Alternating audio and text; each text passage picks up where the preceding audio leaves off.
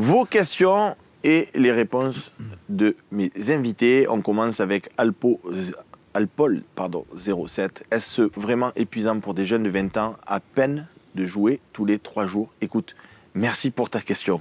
Vraiment, écoute, c'est pas ma question, c'est la tienne, mais je suis avec toi de tout mon cœur. Et je donne la parole à Antonin. Mais en fait, il faut dissocier le physique et l'aspect mental aussi. Quand on enchaîne les matchs, surtout dans une compétition où la Ligue 1 elle est beaucoup suivie, ils savent qu'en cas de mauvais match, ça peut avoir des répercussions.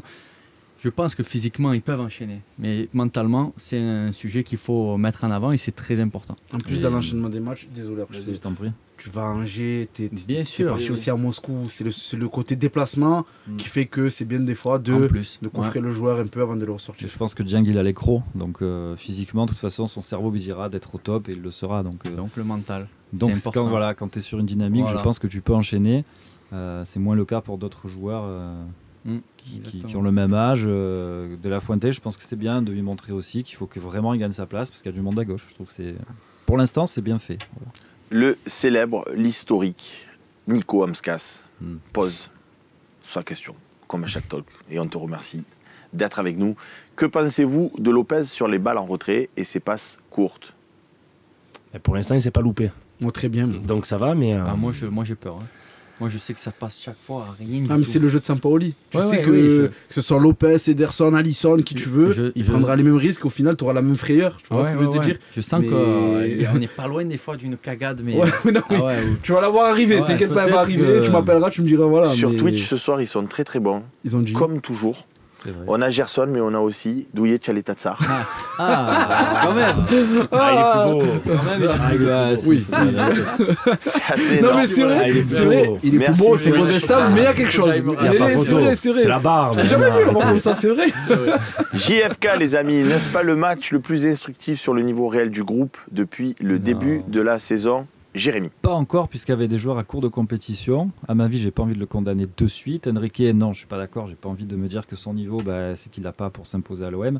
Donc, un peu avant décembre, la même question, j'y répondrai avec peut-être plus d'arguments tranchants. Mais là, pas encore. Ouais, ça, c'est une question que je me suis posée aussi. De temps en temps, je fais des petites insertions Twitch. La maîtrise, le talent, c'est comme ça. Une petite tâche. Le tordu qui nous dit, est-ce que le coach risque une suspension pour 3 jaunes? Les entraîneurs, quand ils prennent 3 cartons jaunes, il y a une suspension ou pas? Alors, j'ai pas envie de dire une grosse bêtise, mais moi, j'imagine. Dans la logique, il en a pris plus que 3. Hein.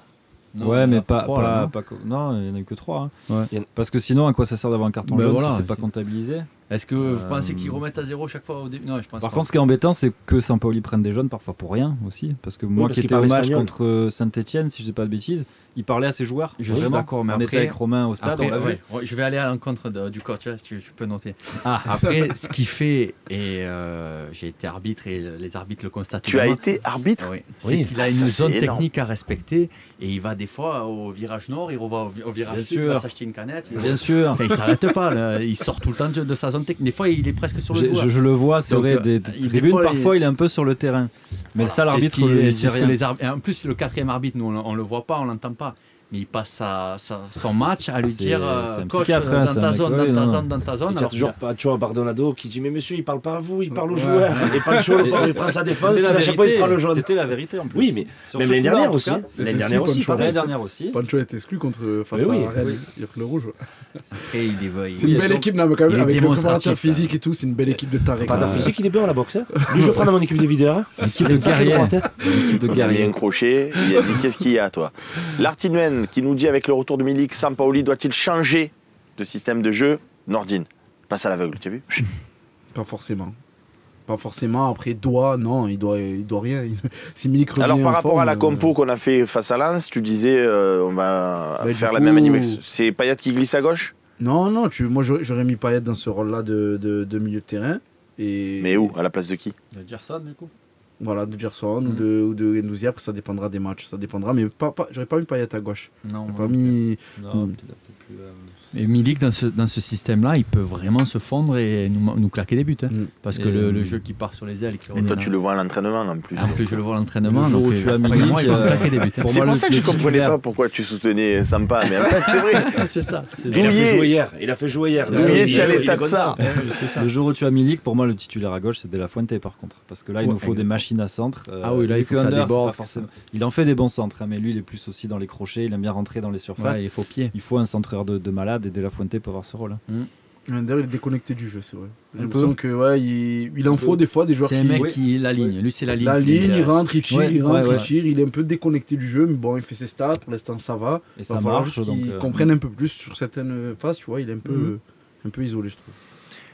Tichin64, quelle décision doit prendre la Ligue après les incidents à Angers, après ceux de Montpellier, Nice et Lens? Est-ce que quelqu'un a un avis? Il est temps de sévir. Effectivement, là, il y a des débordements dans tous les stades de Ligue 1 quasiment, donc il est temps de sévir, mais réellement, c'est-à-dire qu'il faut faire le ménage, il faut plus que ça arrive tout simplement. Donc les décisions qu'ils vont prendre, elles risquent d'être très très importantes pour l'avenir. Donc qu'ils se concentrent et qu'ils prennent les bonnes décisions. Moi, je mets les supporters de l'OM aussi dedans, parce mais bien sûr. Ce qui s'est passé hier, apparemment, donc ce qui se dit, ils auraient pris une bombe agricole, donc c'est dommageable, j'en conviens. Mais de là à aller sur le terrain après, la faute elle est partagée. C'est dommage. C'est compliqué de justifier la violence. Exactement. Mais il y a quand même des circonstances, parce qu'on a appelé les supporters hier. Oui. Déjà, il y a les Angevins qui arrivent à pénétrer dans le parcage et qui balancent une bombe agricole. Et puis après, c'est quand ils voient qu'il y a, pas pour les nommer, mais un copain des Winners qui se fait un peu attraper par deux supporters adverses, que les autres viennent pour les celui qui a le pull orange. C'est pas pour justifier, parce que voilà, moi je suis pas un mec. Mais celui qui a le pull orange, en fait, il se fait sauter dessus par deux. C'est juste pour contextualiser, expliquer. Après, mais au final, c'est. Je justifie pas, le placement, il est un peu curieux de mettre. Oui, il y a ça. Bon, on sait qu'il y a les travaux au Stade d'Angers, donc chaque. Moi, je pense que ça peut être tribune qui se fait à chaque fois, mais là, t'as les supporters à côté. Justement, tu parles de sanctions de la Ligue. Moi, plus que des sanctions, j'attends qu'ils prennent leurs responsabilités. Je vais y arriver. Tu mets des filets dans tous les stades. C'est quoi ce délire? Pourquoi nous on a un filet? Exactement. Et pourquoi Angers ils ont pas de filet? Pourquoi ils peuvent serrer la main aux joueurs quand il y a un but? D'où? Et pourquoi nous on a un filet? Voilà, je suis d'accord.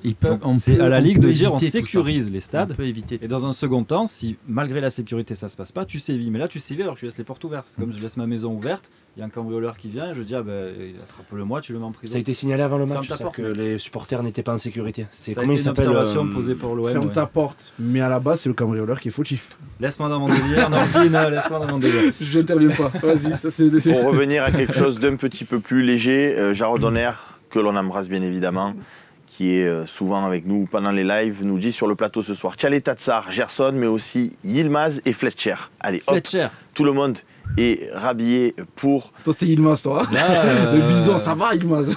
Non mais Fletcher, l'Écossais qui joue en 2015-2016 je crois que ça c'est moi. Jérémy ça. Ah oui, c'est Fletcher. Oui, j'inspire, tu sais. La dernière question pour ce soir, et on filera encore plus sur Twitch, puisque maintenant on leur donne de plus en plus de place. Zach Ozak qui nous dit: tu préfères finir 4e en gagnant la Conference League et la Coupe de France, ou 2e mais sans aucun titre? C'est pour Rennes ça ou pas, la question? Parce que nous on joue pas la Ligue Conférence, hein. Nous on joue la Ligue Europa. Mais on peut pas être rebasculé si on finit... Si tu finis 3e. Si je finis 3e, oui. Donc est-ce que tu veux finir 3e, être rebasculé en Conference League et la gagner, et ainsi que la Coupe de France? En fait, est-ce que tu veux des titres ou est-ce que tu veux finir second? Oh, tu vas m'énerver ce soir. Putain le type.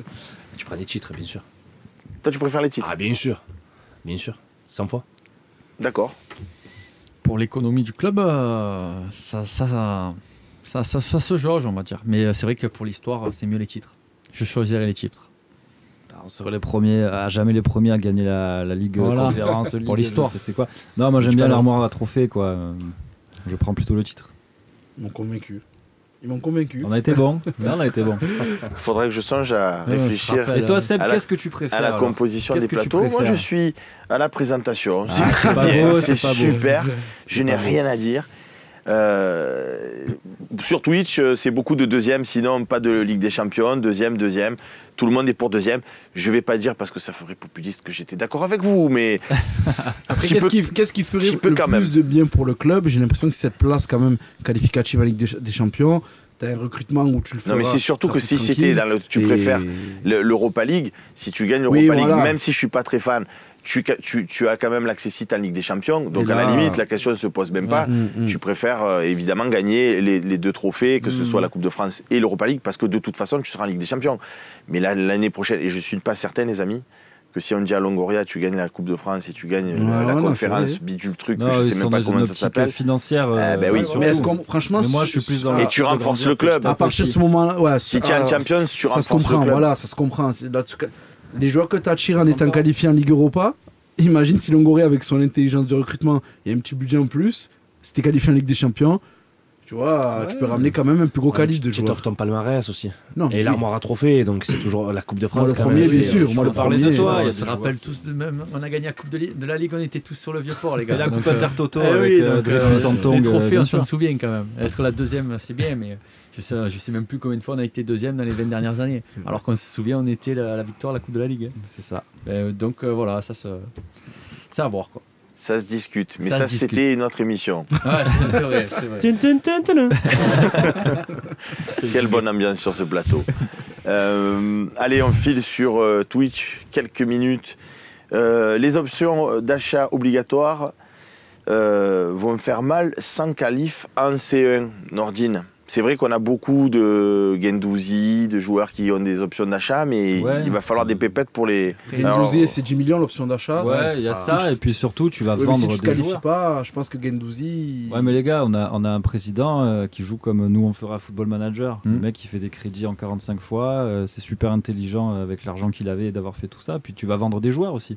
Donc avec cet argent-là, tu pourras payer les options d'achat obligatoires. Tommy 13 110 qui dit ce présentateur ne donne pas son avis, mais tu lui balances un tu préfères et il ne peut pas résister. Non, je n'ai relayé que vos avis à vous en disant que vous préférez être second. C'est vrai que j'ai précisé que j'étais d'accord avec vous, mais si j'ai plus le droit de dire que je suis d'accord avec vous, je ne le dirai plus. Il n'y a pas de problème. On n'a pas beaucoup parlé, Alpha Blue Light qui nous dit on n'a pas beaucoup parlé de la performance de Gerson. Si, je suis d'accord pour dire qu'il est passé à côté de son match. J'ai dit que j'avais même un peu peur qu'avec des joueurs un peu moins forts que d'habitude, il ne soit pas le gars qui tire tout le monde vers le haut.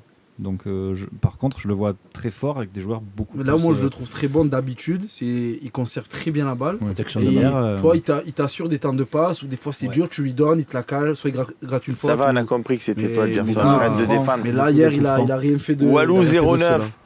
Je vais te poser la question à toi. Vous pensez quoi des rumeurs Neres de l'Ajax et Nunes de Benfica pour cet hiver? C'est pour toi, ça, les rumeurs. Pour l'instant, moi, j'en ai pas. Donc après, je vous avoue que je me suis un peu déconnecté du mercato.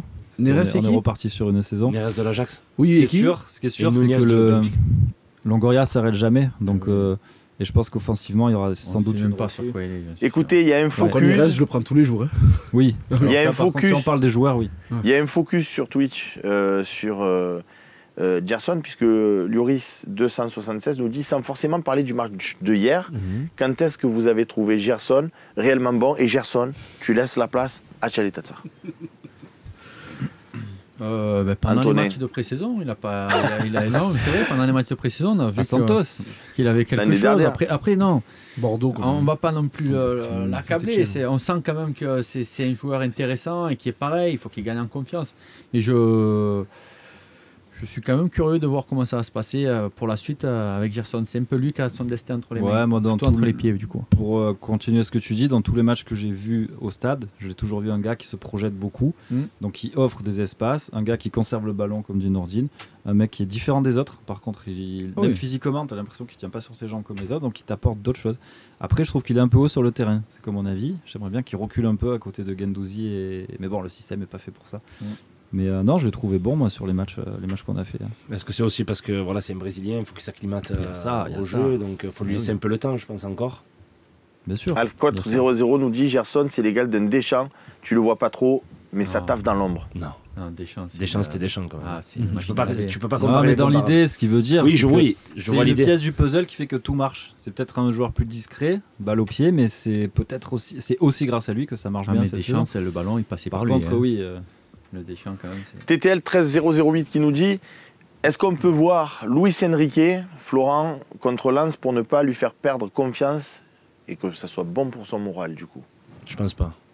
Non, Non, sincèrement, toi, tu je es comme pense pas. ça, tu sanctionnes. Bam. Non, c'est pas que je sanctionne, c'est qu'à un moment donné, voilà, on fait match nul à Angers. Je pense que là, je pense qu'on veut tous la victoire.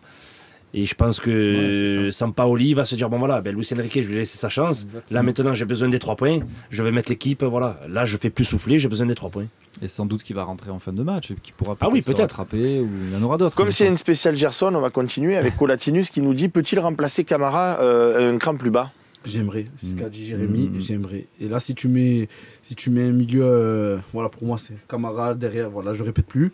Et tu mets Gerson au milieu de terrain avec soit Rongier, soit Guendouzi un peu, et un des deux qui se projette, ça serait top quand même, parce que Gerson, on l'a vu, il aime bien lorsqu'il est face au jeu, être la première rampe de lancement sur le jeu. Là, il est un peu trop, je trouve, il reçoit le ballon trop dos au jeu. C'est lui aussi qui se met dans cette position. Il est moins à l'aise comme donc, ça. Ouais, il est moins à l'aise, oui, j'aimerais le voir plus Mais bas. au Brésil, il jouait plus bas quand même. Ouais, c'est ça. Voilà, il jouait plus bas. Donc moi, sur les vidéos que j'ai vues quand même, il prenait le ballon de son camp, il transperçait les lignes, il le comparait un peu à Pogba. Ouais, dans le jeu, tout ça. On a un peu le même problème, pour parler du passé en se faisant peur, que Sanson, quand il jouait numéro 10 avec Garcia, je trouve. Je trouve que Sanson, c'était un box-to-box, donc il devait pas être numéro 10. Je trouve que Gerson, il devrait pas être numéro 10. Maintenant, l'effectif actuel fait que... Oula, alors Noir qui nous dit Bamba Dieng dans le jeu, ça sent Drogba. Non. C'est pas le. Drogba était beaucoup plus remuant, enfin, selon moi. Drogba dos au jeu. Athlétique. Athlétique, robuste, mais les épaules, il n'y a Ouais, personne. c'est fini. C'est ça que Après, on sent quand même qu'il est bon, hein, là, le Bamba Dieng. Là. Moi, je suis content de Moi, c'est techniquement qui m'impressionne. Parce que c'est vrai que des fois, il fait des trucs, je te dis, qu'est-ce qu'il fait? Mais là, sur le match d'Angers, pour les peu de ballons, il était sûr techniquement. Beau contrôle porte-manteau, ça va, tu vois. J'ai l'impression que. Loris 276 qui nous dit pour moi, le réel top de ce début de saison, c'est Rongier, Jérémy. Ah oui. Ouais, et puis on l'attendait pas aussi. Enfin, je sais pas ce que vous en pensez, mais on l'avait un peu tous mis aux oubliettes. Et d'ailleurs, il l'a dit lui-même en conf qu'il avait été vexé, que quand Sampaoli est arrivé, il n'a pas vraiment compté sur lui. C'est une belle surprise à Rongier. Après, c'est tellement dommage qu'il soit pas décisif. Qu'est-ce que ce serait un joueur fantastique. Un but, je crois. Depuis son arrivée, et puis une passe décisive là contre et avant qu'il marque son but, strict je crois, minimum. Il avait fait une trentaine ou une quarantaine de tirs. Voilà. Après, Rongier, c'est le contexte qui lui est favorable. Dans cet OM là où tu es souvent en possession, tu es bien, tu es haut, tu as moins de choses à faire que sous AVB où tu devais faire la cuisine, faire les trucs. Il fait beaucoup de choses, mais positives. Il est très remuant. Dans le côté. Oui, je vois ce que je veux dire. Mais t'es proactif comparé à. En fait, je retrouve le Rongier des premiers matchs. Il était décisif. Il est très dans l'impact, il va dans les pieds de son adversaire. Moi, je suis vraiment très content du retour de Valentin Rongier. Pourquoi le contexte, ça joue quand t'es joueur. Il récupère énormément de ballons. C'est Hollande 3 qui nous dit De La Fuente moins clinquant qu'en tout début de saison. Pourquoi et qu'en pensez-vous? Parce qu'il là aussi s'est exprimé sur ça, parce que les adversaires ont étudié le jeu de Sampaoli, et maintenant ils sont 2 voire 3 autour de La Fuente. Donc c'est à De La Fuente de se réinventer un peu, à Sampaoli de trouver des idées. Je me demande même si c'est pas pour ça qu'il a mis Enrique hier. Pour peut-être que Angers s'attendait à voir, je sais pas. En conférence de presse, il a dit que Sampaoli aurait aimé qu'il percute plus, qu'il aille plus loin contre un. Ouais. Comme tu dis, contre Rennes, c'est vrai que c'était compliqué avec le 4-4-2 très défensif de notre ami Genesio. Ouais. El Pablo 71 000 qui nous dit Saliba Guendouzi, c'est la future équipe de France. Est-ce que vous êtes d'accord avec ça? Non, parce que pour ma part, je trouve qu'on a une génération dans la charnière défensive incroyable. C'est de super joueurs, ils vont postuler pour être en équipe de France. Mais de là à les implanter directement, il y a quand même la concurrence à ce le potentiel est là, quoi. Ouais, le potentiel est là, mais il y a de la concurrence. C'est incroyable, Saliba. Non, Saliba, il a 20 ans, quelle assurance. C'est incroyable. Quelle assurance, ce joueur. Et on va finir, parce qu'il faut toujours finir à un moment donné, même si j'ai pris beaucoup de plaisir à être avec vous ce soir. Et avec nos viewers, j'adore dire viewers, ça fait très le côté un peu américain, tout ça, viewers. Et c'est TTL08 qui nous dit vos pronos. Alors on va pas faire des débats sans fin, donc tiens, on va un peu commencer de ce côté. Pronos. 4-1. 4-1. Tout à l'heure il a dit que je prends 4-3 et puis maintenant c'est passé à 4-1. J'ai levé 2 buts quand même. Parce que tu sais qu'on a Télétatsar sur le plateau. Exactement, j'ai levé 2 buts, ça va tenir défensivement. Je comprends. 4-1 pour l'OM. 4-1. 2-0 avec clean sheet de Lopez. 2-0. Et le totem d'immunité qui continue. Antonin. 1-0. Oh. 1-0, ouais, tu vois un match étriqué face à Lens. Les deux équipes vont se contenir et on va marquer un but avec l'appui des supporters. Et Florent, pour conclure. Match nul. Sérieux? Non. Tout le monde a dit victoire. Faut bien que je. Non, mais faut bien que je fasse le débat. 2-2. Il a mis un froid. Tu peux pas venir sur ça. T'as calmé Tu peux tout pas le monde. venir sur ça. C'est volontaire. Excusez-moi la régie, mais on va refaire un concours de pronos. Alors on commence par toi, Florent. 4-2 pour l'OM. Allez, on a surtout du 4-2, du 3-1, du 4-3, du 3-1, du 5-3, du 3-0, du 2-1. Bref, l'OM va l'emporter selon vous aussi sur ce plateau. J'ai été très content de partager un moment, et on enlève l'oreillette qui m'a gonflé, un moment avec vous. C'était un moment sympa. Merci d'être venu sur le plateau. J'espère vous retrouver très rapidement avec cette équipe de Joyeuderie. Merci à vous de nous avoir suivis. Et puis on se retrouve, ou certainement Romain Hering lundi, pour débriefer une belle victoire, puisque c'est ce que nous attendons tous face à Lens. Bye bye.